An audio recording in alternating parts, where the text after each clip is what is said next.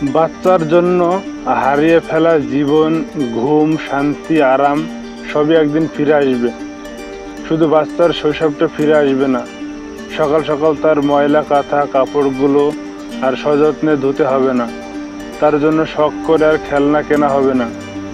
জিদ করে দাঁতহীন মাড়ি দিয়ে কামড় দিতে চাইবে না।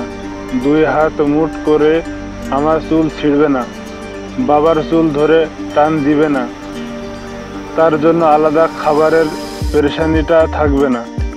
ছড়িয়ে ছিটিয়ে থাকা খেলনাগুলো গুছানোর কাজ আর পাবো না। নতুন খেলনা দেখলে তার বাবা আর ফিরে কিনবে না। এই হাতে তাকে আর গোসল করে দিতে হবে না। খালি বুকটাই তাকে জড়িয়ে ধরে ঘুম হবে না, কারণ সন্তান বড় হয়ে যাবে।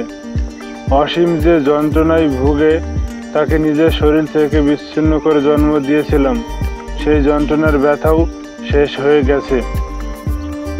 এইভাবে কত শত দিন, কাল, মাস, বছর পেরিয়ে যাবে। আমার কোল ছেড়ে দিয়ে নিজে সংগ্রাম করে বাঁচা শুরু করবে।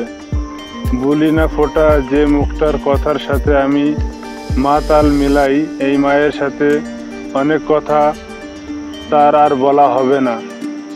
এই আমাদের তখন তাকে নিয়ে থাকা সকল ব্যস্ততাকে ছুটি দিতে হবে।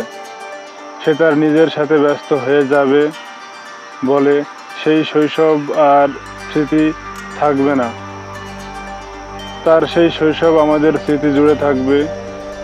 বাচ্চার